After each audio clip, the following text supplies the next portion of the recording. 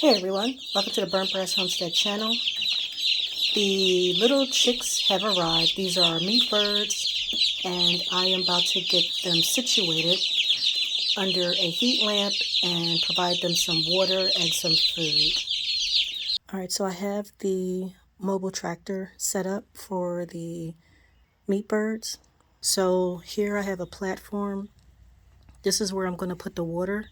And it's just elevated slightly to help keep some of the pine shavings out of the water when the chicks are running around. And I also have this piece of wood here whereas though I'm going to set the food, I'm going to use the rectangular shaped feeder for the birds. This is the box that the chicks ship in, and there are over 50 birds in this box. So there are two reasons why you want to get these birds out of the box and into the brooder. It's because they've been traveling for 24 hours in this compact area, and they step on one another, and there's a possibility that they can die as a result of it. So hopefully none of them are dead. And the other reason is right now it's a little chilly, and the chicks should be in an area that's about 95 degrees, something like that. The instructions typically ship with the birds. So I like to put them in the mobile tractor just in case I open the box and they get excited and jump out. I haven't had that happen, but I just want to make sure that it doesn't happen. So now, basically what I do is, it's a little dark, I take a few of the birds out and I just dip their beak in the water and I set them down. You don't have to do every single bird like that.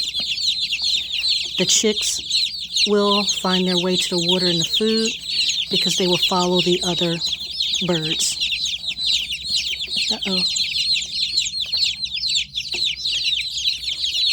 So you just dip some of their beaks. And the other thing I like about getting them out is because once they get out, they eventually start flying around. And that's what I like to see.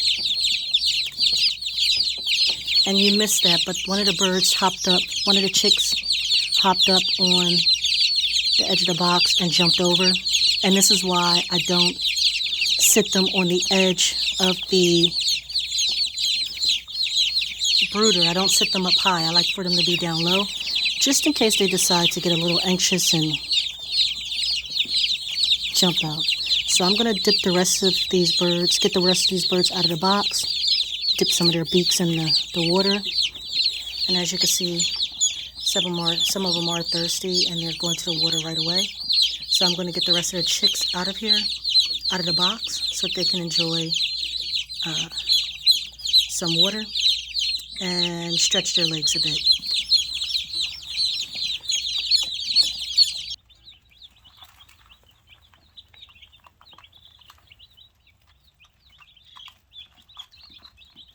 Here's another look at the birds, and I have two heat lamps set up for them to make sure that they're warm. Right now the temperature is in the low 60s and it'll be dropping down to about high 40s, low 50s. They have plenty of food. They have a container here. We took the lid off of it because it was hard for them to get to, but this makes it easier for them. Even though I don't really like with the lid off because they stand on the food and sometimes they poop in the food, so you just got to clean it out. And then we also have a container over here that they're eating out of.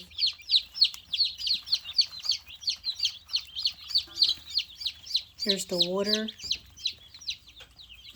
I don't need to put a second I don't need to put a second order in here as of yet because they're not crowding up around it. So there's enough room for them to get their water and leave. Go back under the heat lamp. And that's pretty much it.